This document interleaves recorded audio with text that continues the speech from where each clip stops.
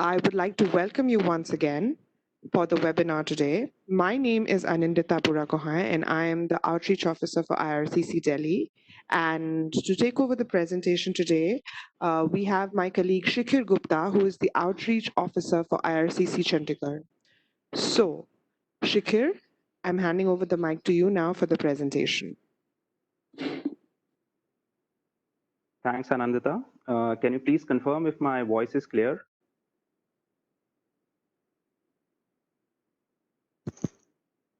Anandita, can you please confirm if I'm audible? Yes, Shikhir, you are audible. Thanks a lot. So very good morning, everyone. And thank you for tuning into our webinar on study permit processing during COVID-19 pandemic. My name is Shikhir, and I'm the Outreach Officer at the Consulate General of Canada in Chandigarh. The target audience for this webinar are students from India who are interested in pursuing a Canadian post-secondary education. Before we begin, please note that the contents of this webinar are valid only as of today. For the most current information on IRCC processes and travel restrictions to Canada, please visit our website www.canada.ca/immigration. So now let's begin. International students make significant cultural and social contributions to Canada. They also generate more than $21 billion in economic activity. Since the onset of the pandemic, IRCC has implemented a number of temporary policy changes to support and reassure international students and designated learning institutions. The fall 2020 semester has by far the largest international student intake throughout the academic year, and this is fast approaching. The most recently implemented measures were introduced on July 14th and are aimed at this upcoming cohort. The changes will continue Canada's reputation as a premier destination for international students, and they will demonstrate the importance of the International Student Program and the contributions international students make to Canada. We strongly encourage students to still consider studying at Canadian institutions, even if many DLIs have moved their fall 2020 semester to an online format. Moving on our agenda for today, we'll cover the following topics. Number 1 is why you should consider studying in Canada. Number 2 is how the application process works. Number 3 will be restrictions to travel to Canada. Number 4 will be the exemptions to those travel restrictions. Number 5, we'll let you know about the processing changes due to COVID-19, which will include a two-step review process, student direct stream, eligibility to work, authorized leave during studies, and impact on the postgraduate work permit program. Then we'll cover some fraud tips and what you need to know before traveling to Canada. As Anandita said, that we will end the presentation with a question and answer session, and you can use the Q&A box to send us your questions, which we will go through after the presentation.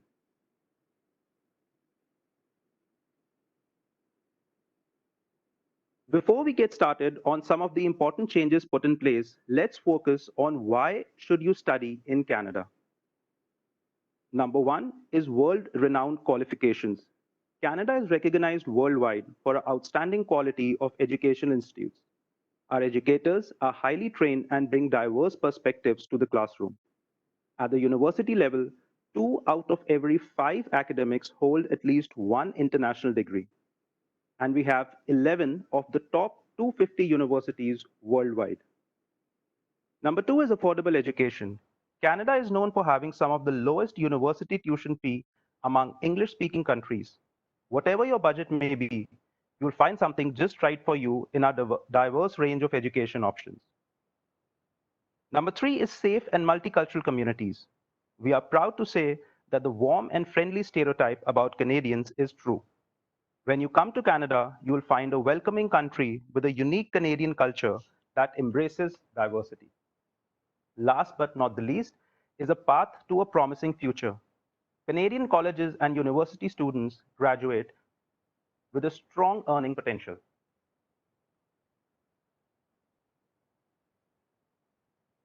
To protect Canadians from the outbreak of COVID-19, the Government of Canada implemented travel restrictions that limit travel to Canada. Until further notice, most foreign nationals cannot travel to Canada, even if they have a valid visitor visa or an electronic travel authorization. These restrictions stop non-essential or non-discretionary travel to Canada.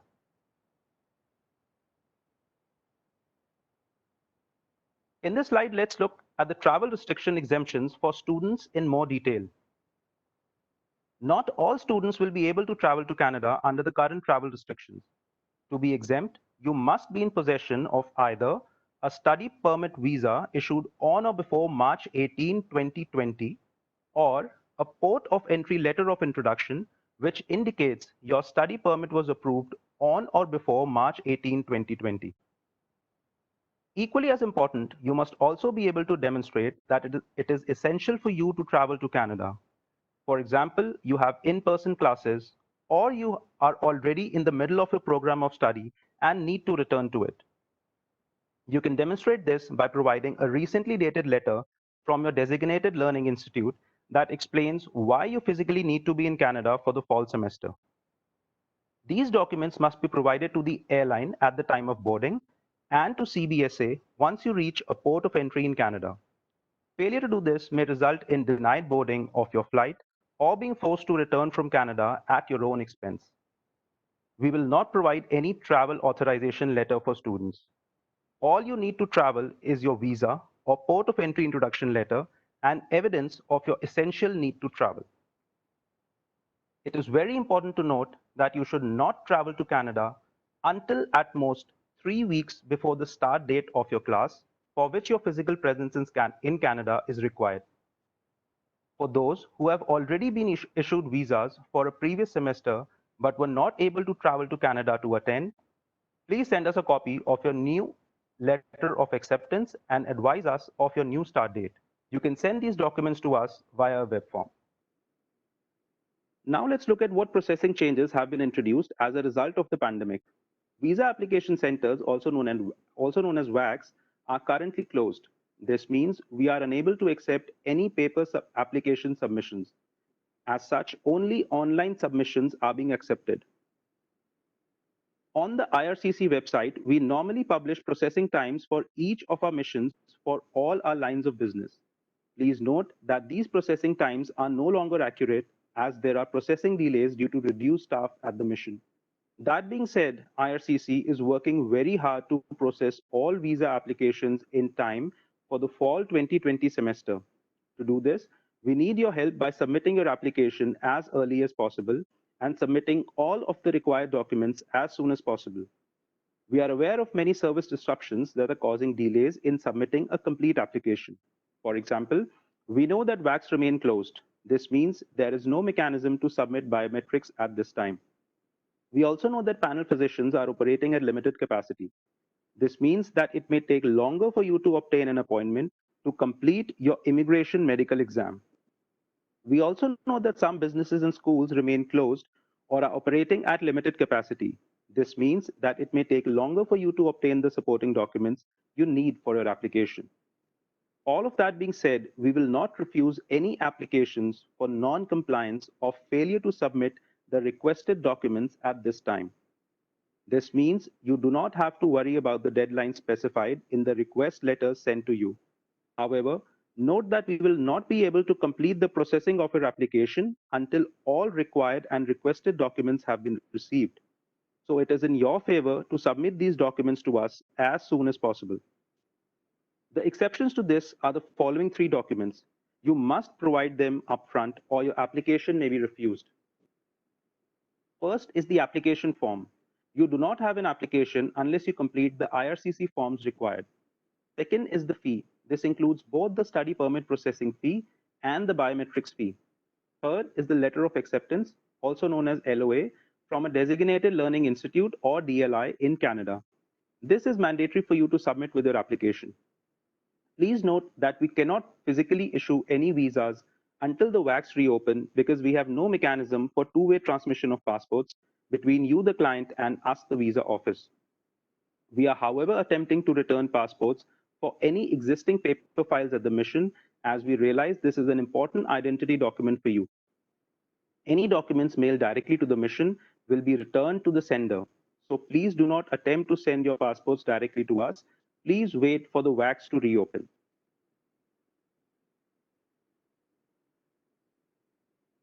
So I've previously indicated that only those with visas issued on or before March 18 may travel to Canada under the current travel restrictions. The recently introduced measures address applications which have not yet received approvals as of March 18. Here are those measures. First is that if your program of study will qualify you for a postgraduate work permit, also known as a PGWP, and a part of your course, that is fall 2020 semester, has been moved to an online format because of the pandemic, the time spent on the online portion while outside of Canada will still count towards time on your PGWP. However, the online portion must be at least 50% or less of your entire program of study. This means you will still need to complete a minimum half of a program in Canada for all that time to count towards your PGWP. Second is that online study permit applications will be prioritized. A two-stage approval process will provide some breathing room for students who are not yet able to provide biometrics or medicals. The first stage is the approval in principle, also known as AIP. This is essentially the eligibility assessment of your application. If you receive an AIP approval, your online course time will count towards time for your PGWP. This means you do not have to wait for a visa to be issued. Stage 2 refers to the admissibility and final decisions on an application. In cases of approval, this results in visa issuance. Please also note that an AIP approval is not a guarantee of a visa. Stage 2 includes admissibility decisions. For example, you may be refused a visa despite having an AIP because you have failed your medical exam. This chart explains the process from start to entering Canada. Prior to applying for your study permit, you should carefully research designated learning institutions, decide if you're traveling alone, prepare a budget and proof of funds, gather important documents. If you want assistance regarding the study permit process, please ensure that you seek the help of a certified immigration representative. After you receive your letter of acceptance, you can apply for a study permit. This is where the process has changed a bit and where your decision-making process has been broken up into two stages. As well, even after being issued a visa, you may still not be able to enter Canada if you're not exempt from the travel restrictions.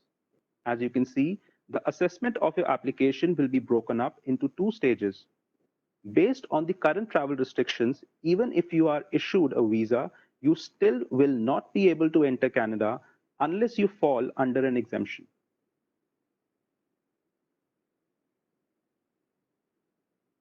So the approval in principle applies to applications which have not yet received a final decision as of March 18, 2020. It refers to the eligibility assessment of your application. Essentially, it means that even though you're still missing medicals or biometrics, you may still be able to receive an AIP on your application. The criteria for this assessment has not changed, neither the requirements nor how an officer makes that assessment. Here are the criteria. Number one is that you're a genuine student. This means you have demonstrated the academic and language capability through the submission of your previous academic transcripts and IELTS or TOEFL scores that you're and that you're able and qualified to complete a program of study in Canada. Second is that you have been accepted by a DLI in Canada. This means you've submitted a valid letter of acceptance from a designated learning institute in Canada. Third is that you have sufficient funds to pay for your studies, living expenses, and transportation without working. This means you've submitted financial evidence of liquid funds to pay for these three things for the first year of school and demonstrated why explanation and proof of how you intend to pay for these three things, that is tuition, transportation, living expenses, for all of the remaining years of studies. Fourth is that you will leave Canada by the end of your authorized stay.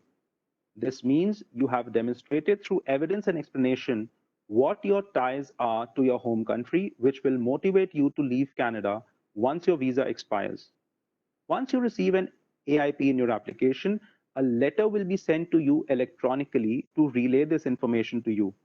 You may also receive requests for biometrics and medicals if you have not yet submitted them.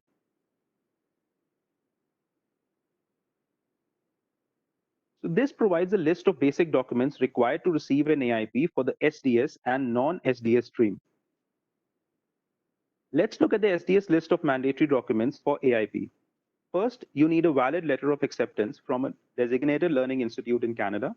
Second, you need to provide IELTS test results demonstrating 6 in each module. Only in-person test results will be accepted. Please note that we are not accepting online test results. Third, you need to show a receipt or documentation from the DLI that tuition has been paid for the first year. If you also have scholarships or grants, you should also provide documentation to demonstrate this as a part of this requirement. Fourth, you need a receipt for a GIC of 10,000 Canadian dollars. Fifth, you need to submit your most recent secondary or post-secondary school transcripts. And sixth, for Quebec-bound students, you need a CAQ. For the non-SDS stream, here are the mandatory documents for the AIP. First is to submit a valid letter of acceptance from a DLI in Canada. Second is to provide IELTS, TOEFL, or PTE test results. Please again note that no online English language test results will be accepted. Third is to show documentation that demonstrates you have in liquid funds and enough money to pay for tuition, living expenses, and transportation for the first year of school, plus an explanation and evidence of how you intend to pay for all of the remaining subsequent years of school without relying on working in Canada. Fourth, you need to submit your most recent secondary or post-secondary school transcripts. And last but not the least, you need a CAQ for Quebec-bound students. Additionally, we would recommend that you submit a letter explaining why you chose a program of study.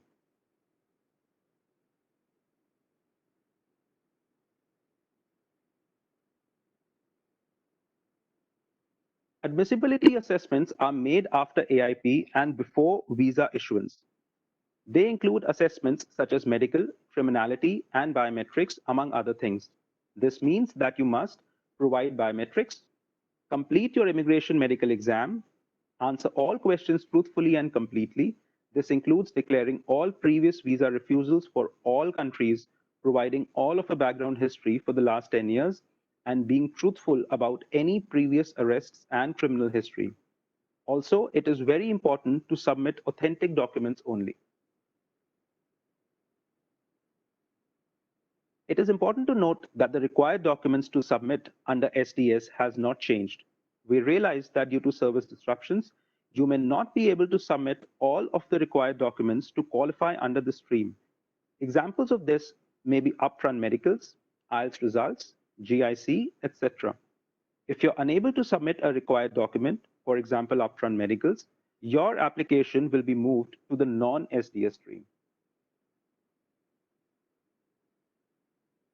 Now, many of you may have questions about working in Canada and how the changes may affect your opportunity to be employed.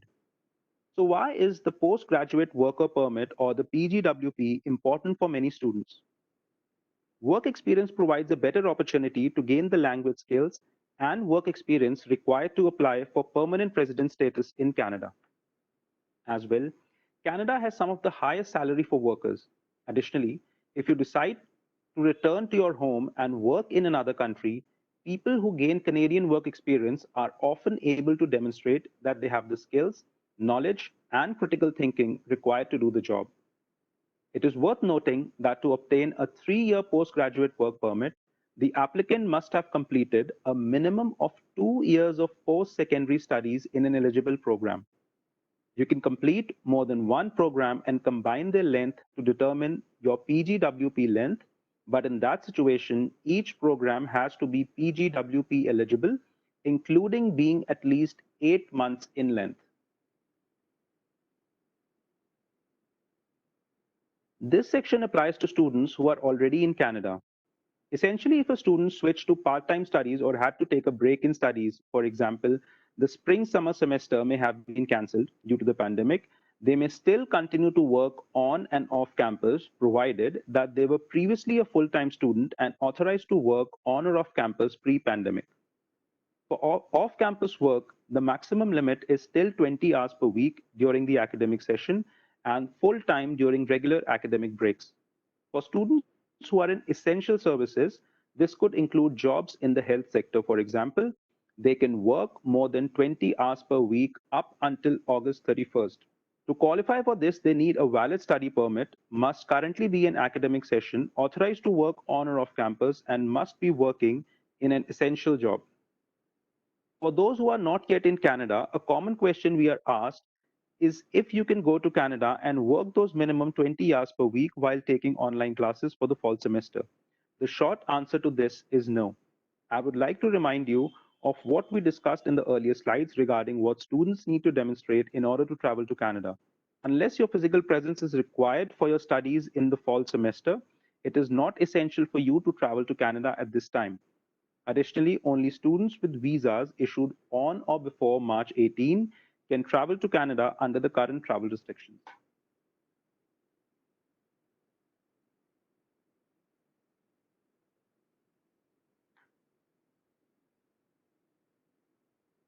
So we have heard your concerns about having to pause mid-studies for one-year programs, so you do not need to exceed the maximum allowable time on online studies outside of Canada in order for the entire program to count towards your PGWP. We are pleased to introduce new measures to address this. Here are the latest changes. If you're unable to travel to Canada at this time due to travel restrictions, your eligible online studies will count towards your PGWP if you already have a study permit, or you have been approved for a study permit, or you will apply for a study permit before beginning your program of studies in January 2021. If you fall in any of the situations listed above, you can complete up to 100% of your program online while outside Canada if your program is between 8 and 12 months in length and you started your program of study between May and September 2020.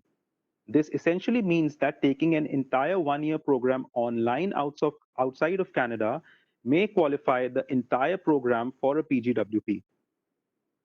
Additionally, you can complete up to 50% of your program online up until April 30, 2021, while outside Canada if you also eventually complete at least 50% of your program in Canada.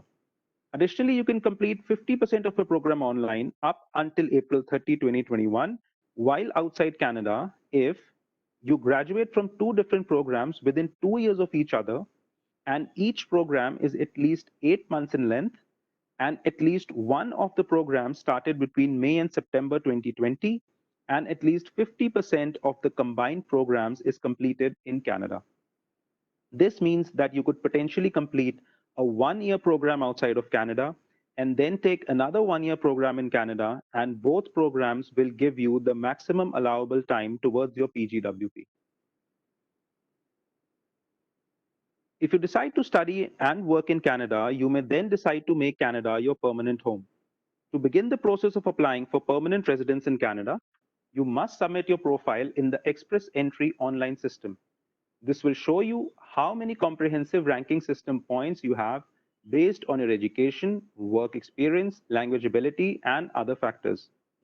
On a regular basis, IRCC invites the candidates with the most points in the Express Entry pool to apply for permanent residence through one of the federal economic immigration programs.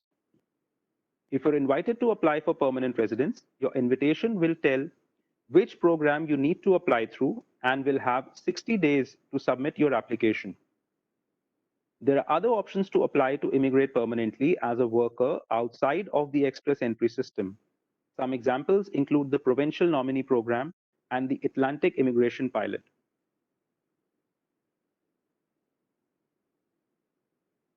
Let's look at the conditions that you must abide before air travel to Canada.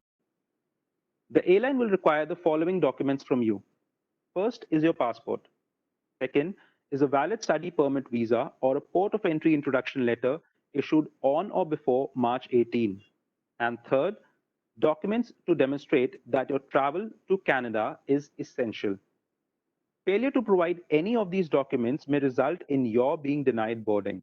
Additionally, you will be required to pass a health check performed by airline officials just before your flight. If you're showing any COVID-19 symptoms, you may also be denied boarding. If you are approved for boarding, please note that you must wear a non-medical mask or face covering upon arrival in Canada.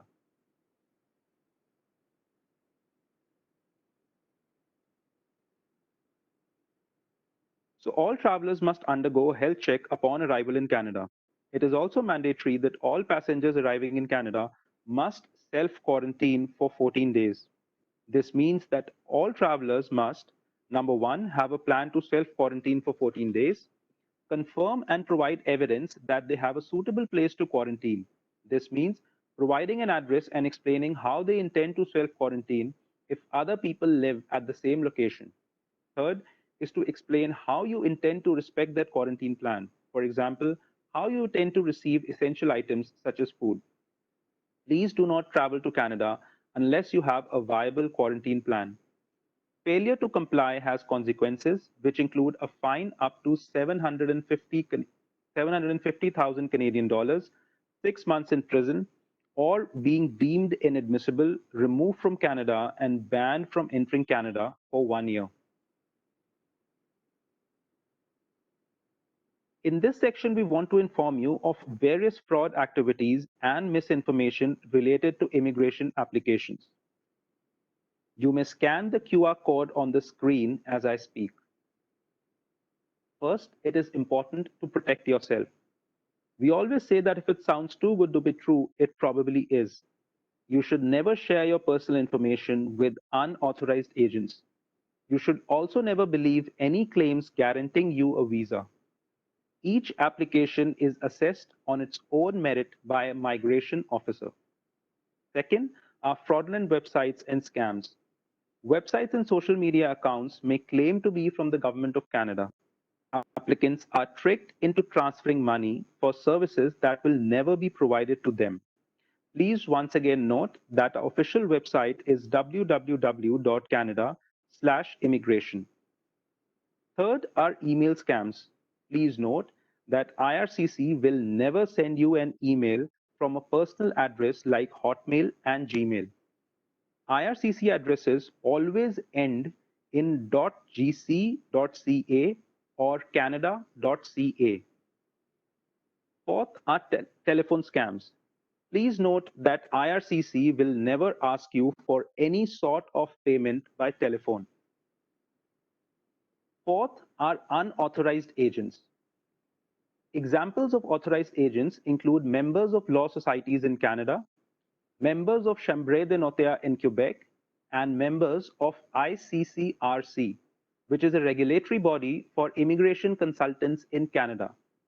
You do not have to use an agent to submit an application, but if you do choose to use one, make sure that they are legally authorized to represent you.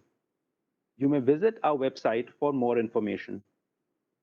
With respect to agents, we understand that many schools use education agents to recruit students.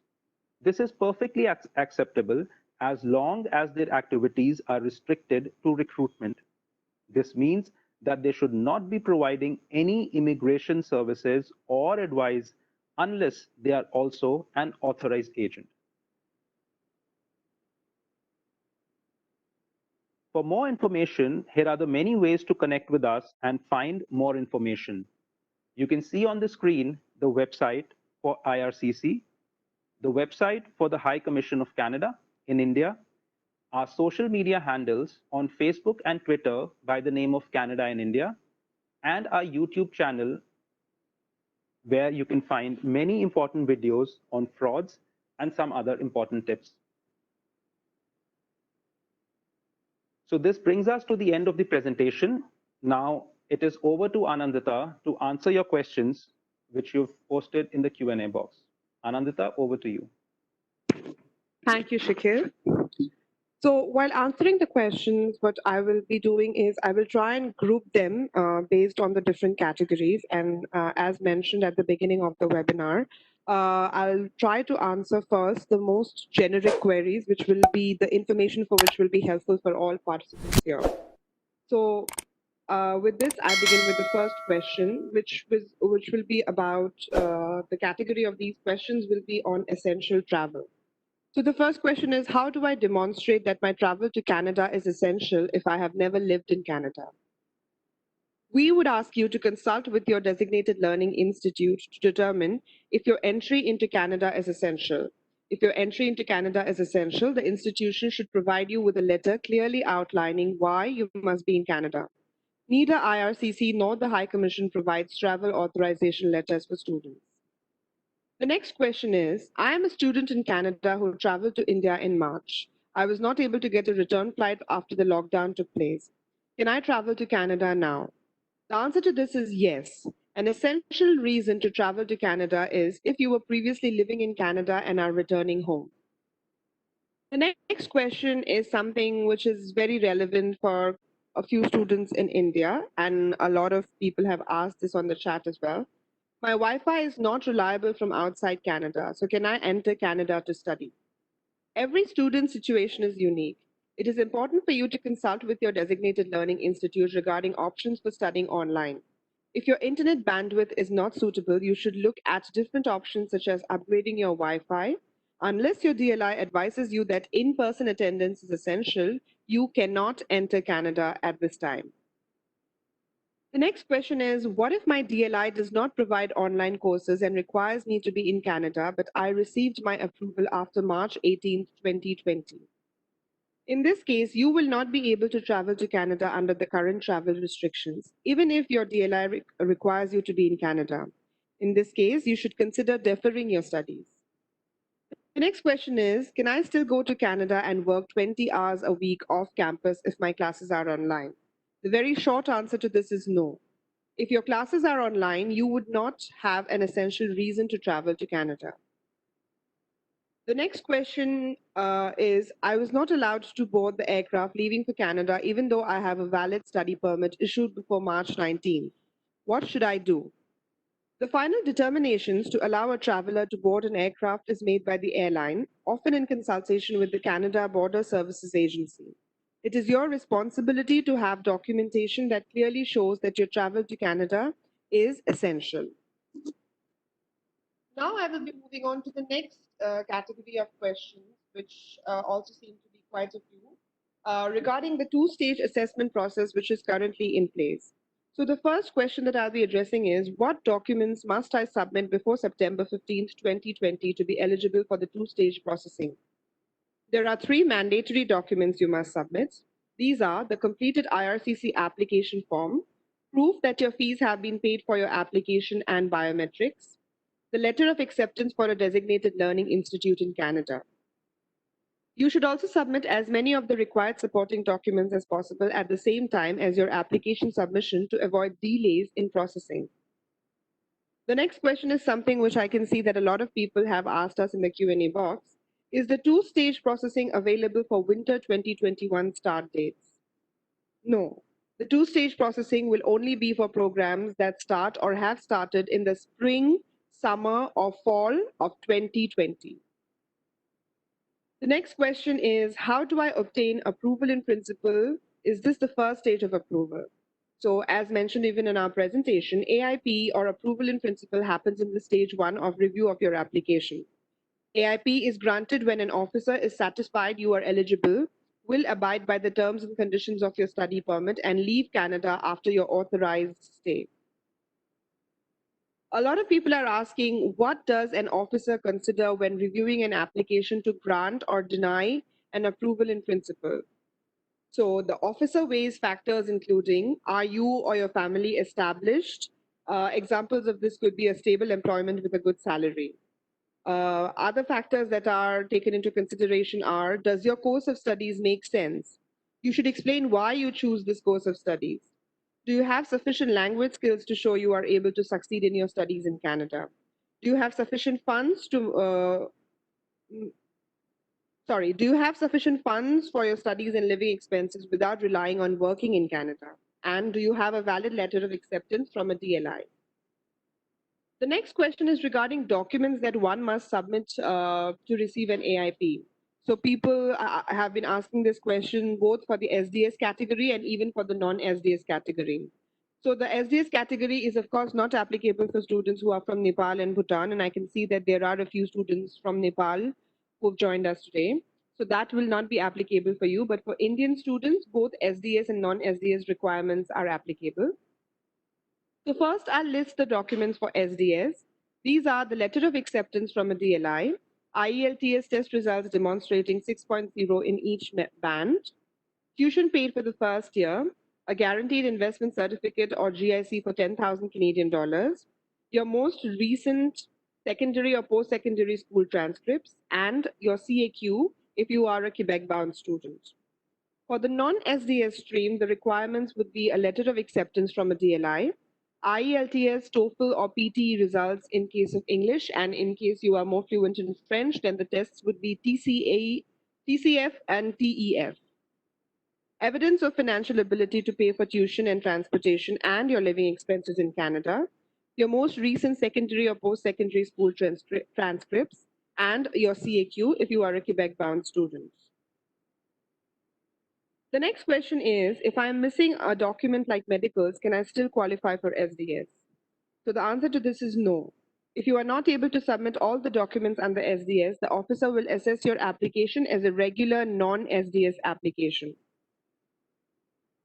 What do I do if I cannot submit a document within the requested time frame?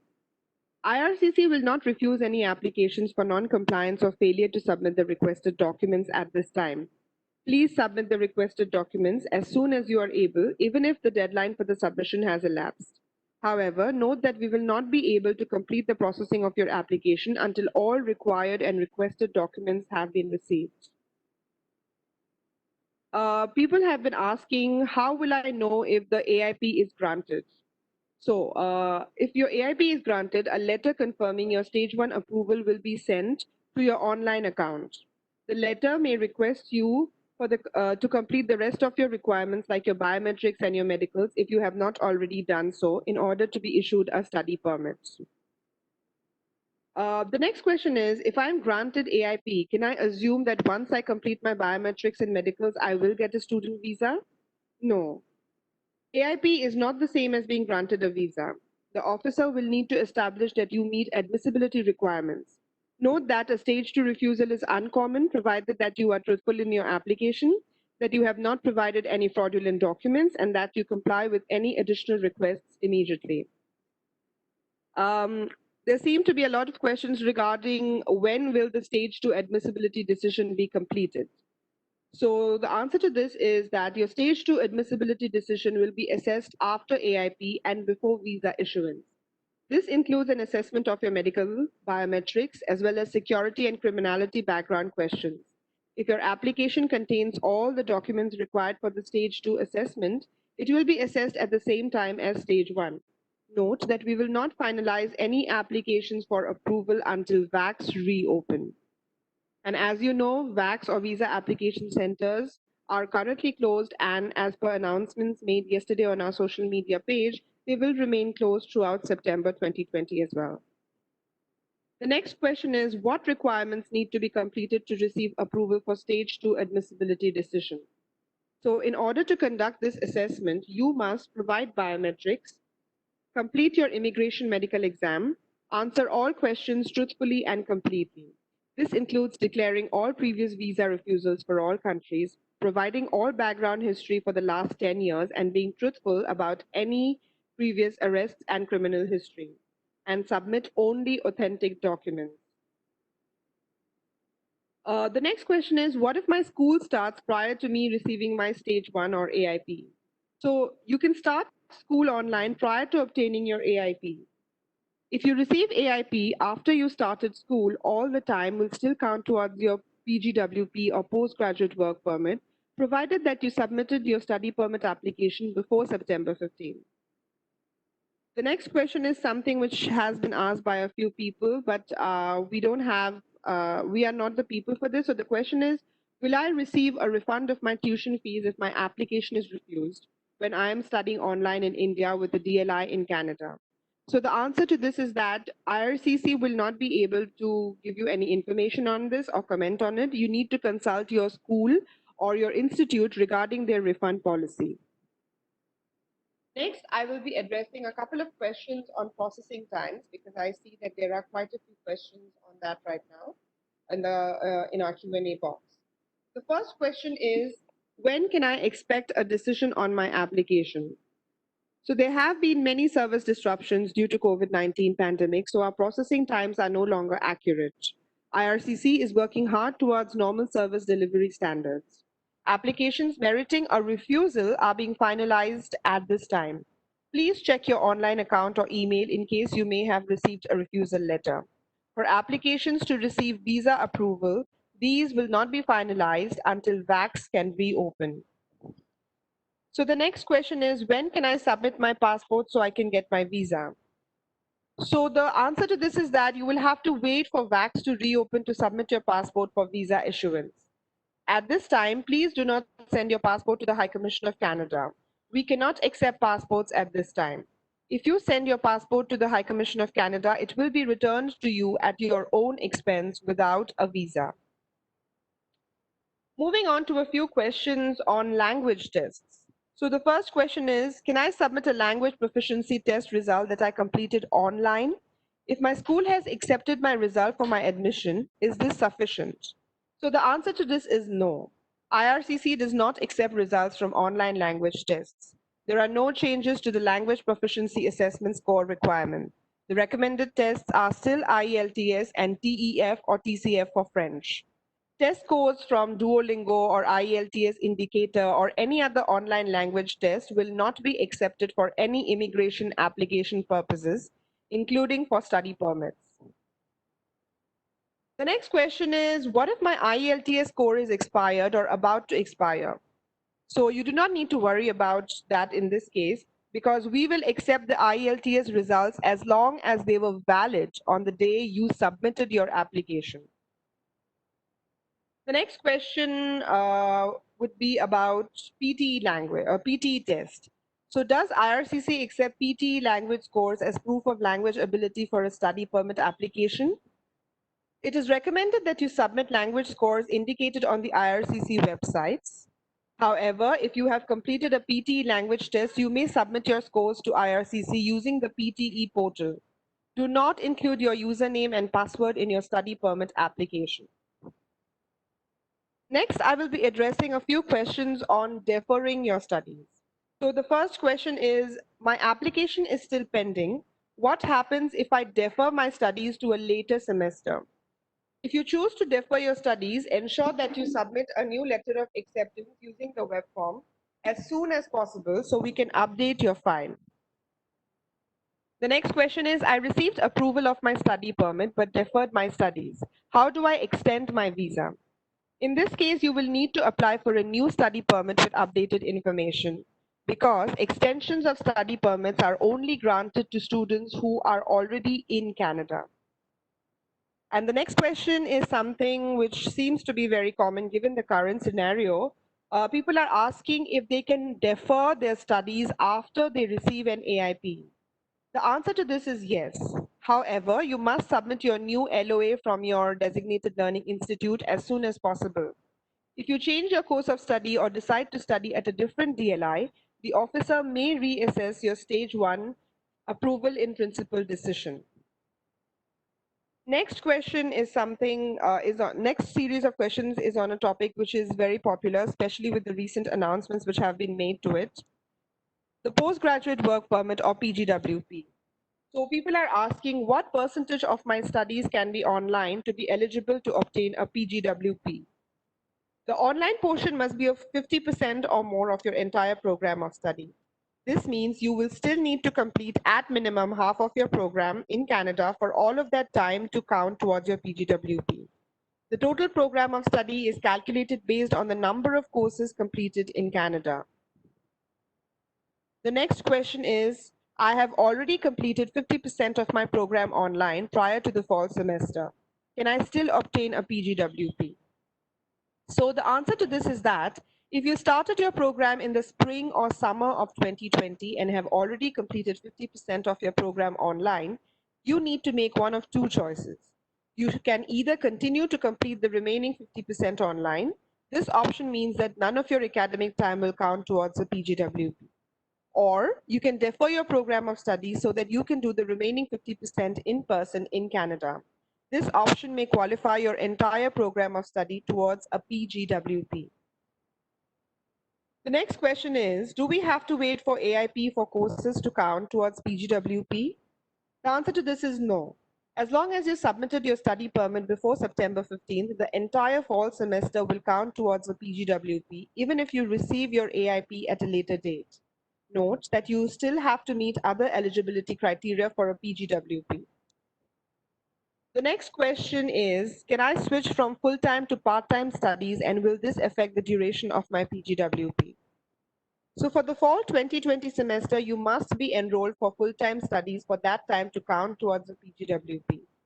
For winter, spring, and summer 2020 semesters, the duration of your PGWP will not be affected if you become a part-time student because your DLI cancelled or delayed classes due to public health measures. And now I think there's just one question regarding the next topic, which is about accompanying dependents of prospective students. So the question is, I submitted an application for my dependent along with my study permit application. Will they be processed at the same time? Yes, applications for your spouse or your children, or if you are a prospective student, will be processed at the same time. You must provide financial documentation to show how you will be able to support your dependents without working in Canada. Let me just take another question which seems to have come in and which is also around this topic. So the question is, can my dependents travel with me to Canada if they have temporary resident visas and I have a study permit? So, to be exempt from the travel restrictions, temporary resident visa holders who are immediate family members of study permit holders require a letter of authorization from IRCC in order to travel to Canada. A request for authorization to travel can be made by sending an email, and I think the email was shared in Shikman's presentation. But because the email address is quite long, I will be sharing it with everyone over the Q&A chat box right after this part, and you can take a note of it and copy it for future use. And in the email, you need to add the following information. So the information is documentation showing that they are an immediate family member of the study permit holder, that why they need to travel for an essential purpose to Canada, and you also have to share their file number, name, and date of birth. So with that, I come to the questions which seem to have been coming in most frequently throughout the presentations and even now during the Q&A, in the Q&A box. And now I would like to invite Ms. Jackie McLean, who is our Client Service and Exceptional Case Unit Manager, as she will answer a few questions which seem to be a little more specific. But please do listen in because you might also find this information helpful. So, Shakir, would you take over the questions for Jackie? Thank you. Yeah, sure. Thanks, Anandita. Hi, Jackie. Can you hear me? I can. Can you hear me? Yes, I can, Jackie.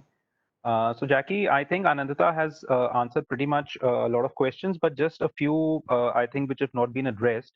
So, the first question is that can I go to some other country apart from India to give my biometrics? Yes, you can. We're actually getting this question quite often now, and a lot of people who have US visas are asking whether or not they can travel to the United States to complete their biometrics. I believe some of the offices in the United States are open to accept biometrics. However, what I would caution you on is the fact that because you're doing your biometrics in another country does not necessarily mean that you will be able to submit your passport and that you will be able to get it in time from the visa office in the US. So if you're going there to complete your biometrics, I'm assuming that you will at that point in time want to submit your passport to have your like to get a decision right away. And I'm not sure that that would be available to you because the processing times are not accurate on the website. So if you're going to the US anyway, yes, you can complete your biometrics there. When you come back to India, the VACs will remain closed for the month of September. So again, even if you complete your biometrics, at this point in time, the visa application centers are not accepting passports, and we're not accepting passports to place that counterfoil into your passport. So even if you do your biometrics, it doesn't necessarily mean you're going to get a visa. I hope I've made that clear. Thanks, Jackie. So the next question is that I've applied my study permit for the January 2021 intake. Only biometrics is pending in my application. Could you please clarify how my application would be considered, whether in the two-stage approval process or a full approval? So the ones that are considered for a two-stage approval process are for spring, summer, and fall of 2020. So if you've applied for the winter session, it is not the two-stage process, regardless if you've applied before September 15th. Thanks. Jackie, so the next question is that I Actually, have already... Shakir, could I just Yes. add one thing to that? Yeah, please, At this please. point, at this point in time, we are prioritizing those applications for students that are starting in the fall session. So those are the ones that we're really prioritizing right now. Right. So Jackie, the next question is that I have already received my AIP. Can I now apply for an open work permit for my spouse? You can, you could have applied for an open work permit for your spouse at the same time. We encourage you to if we encourage you to do it in the order of which institute you're going to be studying at, who you're going to bring with you, if you're studying alone or if you have family members, and then you submit your application. So that's what we recommend, because what we like to do is see what is your full plan of going to studying in Canada and whether or not your dependents will remain in India or will they be going with you. What the visa officer considers when giving your approval is, do you have sufficient ties to your home country? One of the ties to your home country is that you have family members there. So now that your family members are planning on going with you, that does weaken your ties to your home country. So we strongly recommend that if it is always your intention to travel with your family members, please submit the application at the same time. Thanks, Jackie. So the next question is, why are passport requests being given instead of the AIP for people with incomplete biometrics? Actually, Shakir, can I just go back to that first question about the study permit and the AIP? Certainly. You should, to be clear, you should wait until after you obtain the study permit before your spouse is eligible for an open work permit. Sorry, I just wanted to make that clear. Yeah. Next question. The next question is, why are passport requests being given instead of the AIP for people with incomplete biometrics? So can you repeat that just once more? Yeah. So what the participant is trying to say is that instead of giving an AIP for applications with incomplete biometrics, why are passport requests being given? So passport request letters are not being given to people who have incomplete biometrics. So I'm not totally sure of the question, because when what we're focusing on right now is approval in principle, and then after the visa application centers reopen, we will look at the stage 2 when we will request the passport for the visa to be the counterfoil to be put into the passport. Right. So Jackie, also for the next question, I would leave it up to you to answer it or not, because I don't think we have yet reached the second stage processing in study permits. So the question says that why students are getting rejections after getting the AIPs. Maybe you just want to touch upon the reasons why a student may be rejected, because I don't think we've reached the second stage processing as of now, as far as I know.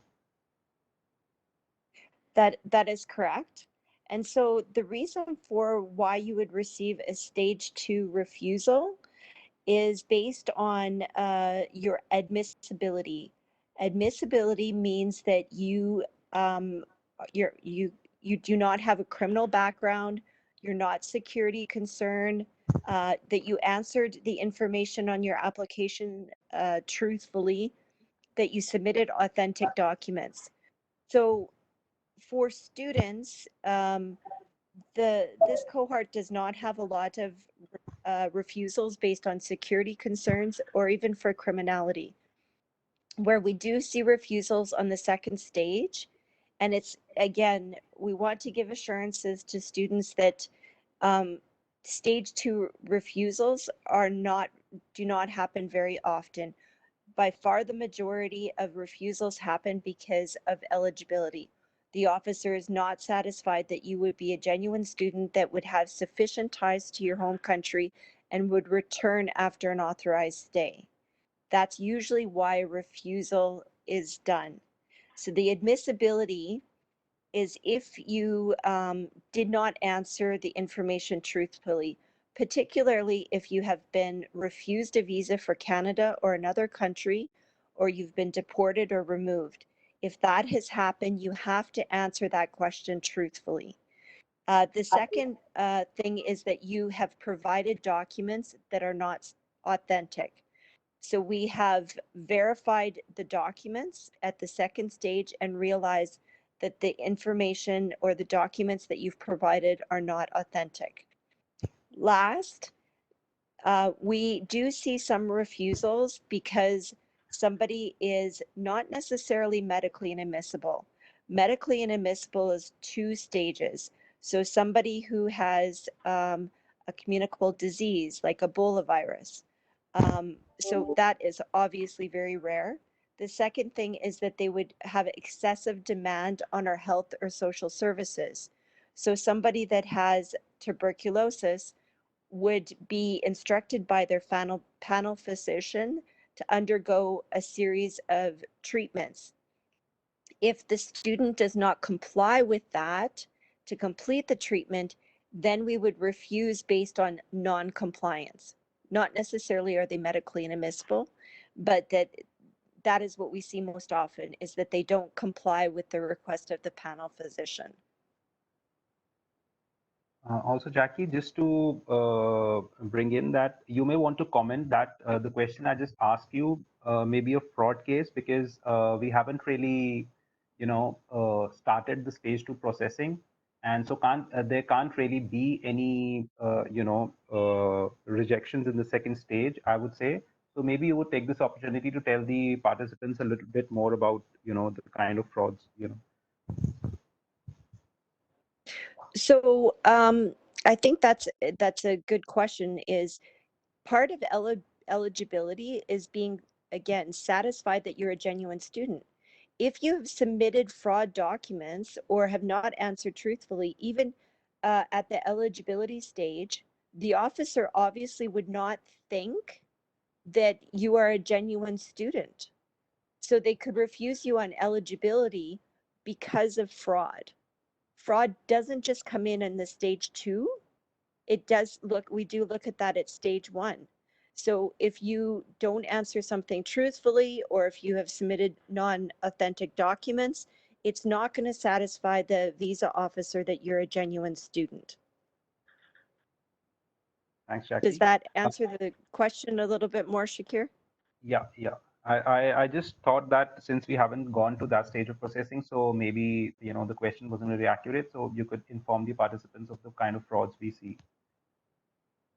We do see fraud in one of the questions that we often receive is, how come I cannot provide my language testing online? And it is because we do see fraud in language results. And that's why we have to be very careful to only accept in-person testing. So we do see fraud in language results, in secondary documentation. I would say probably the most fraud that we see is in financial documents. So that is why we strongly encourage people to still apply under SDS, because it's easily verifiable that you've paid for your tuition and that you have a GIC. So sometimes it's not even the fault of the student, but rather the representative or agent that they're using.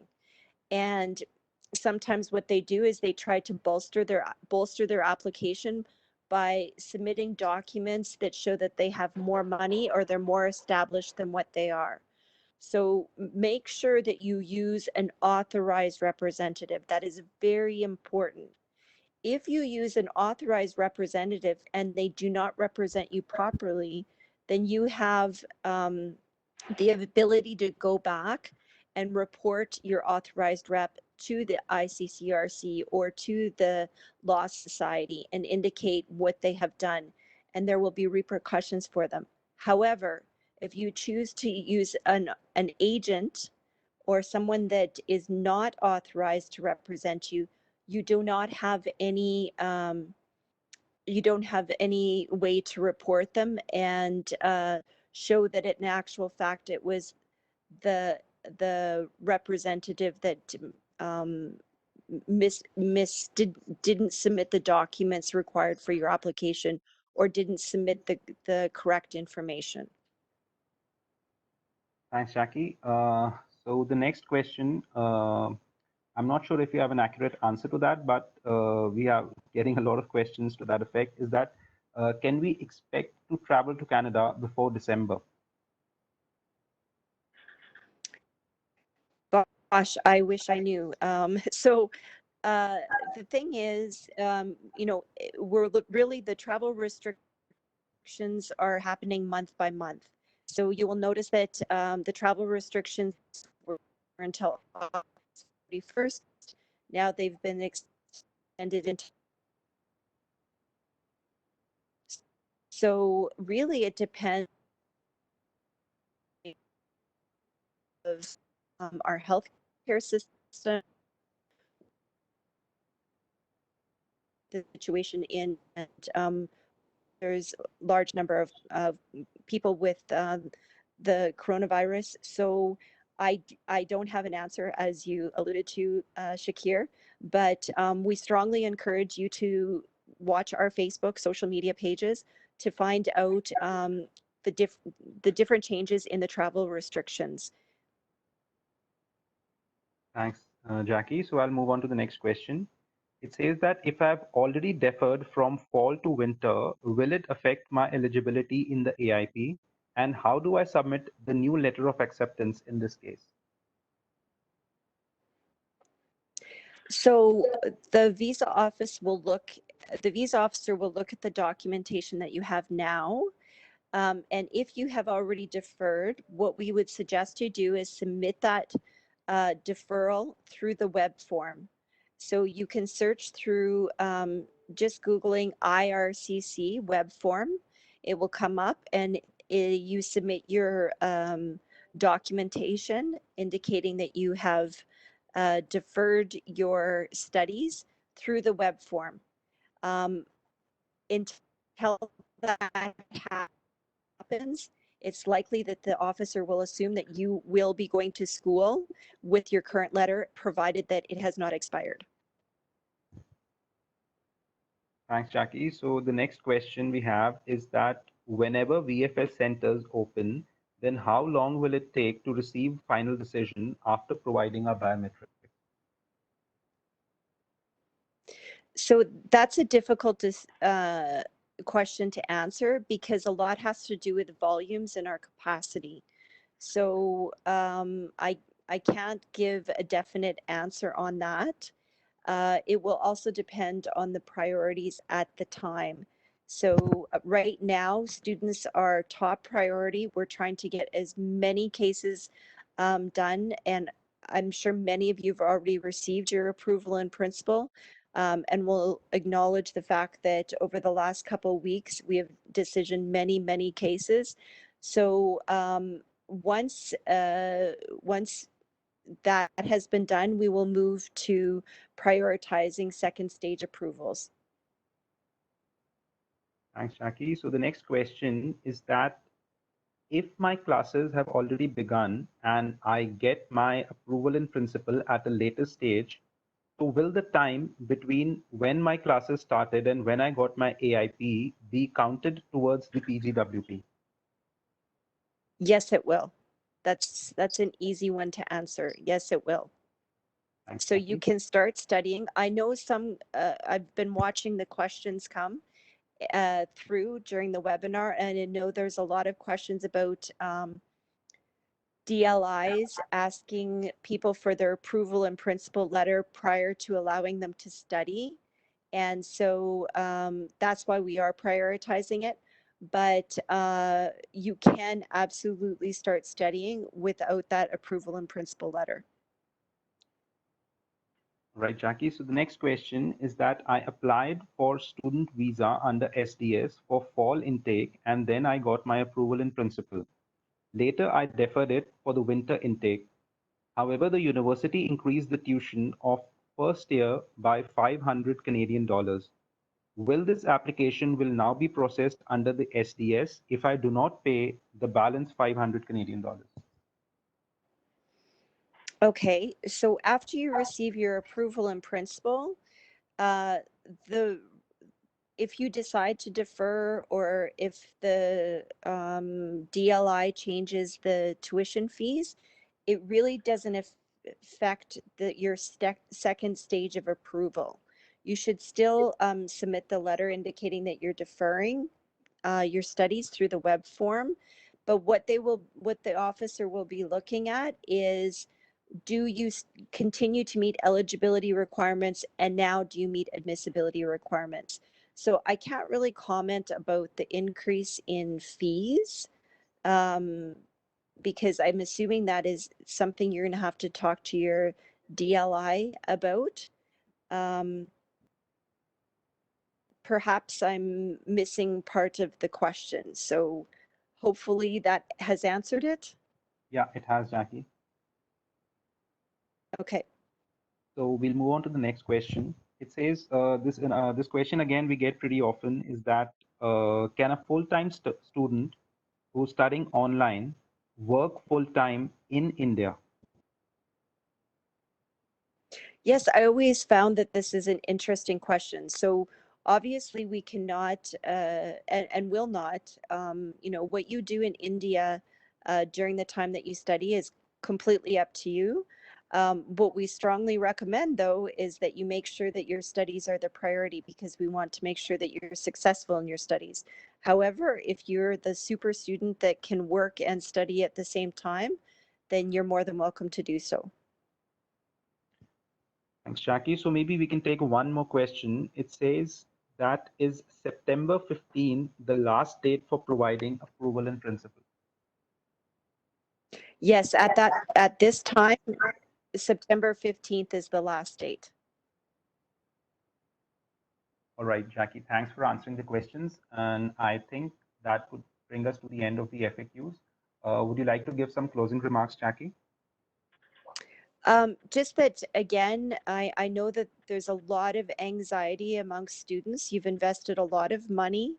You had plans, obviously that have been derailed because of COVID. Many people have experienced a lot of anxiety and unrest due to the pandemic. And we're doing our best to be able to look at options in order for you to still consider Canada as a place to study.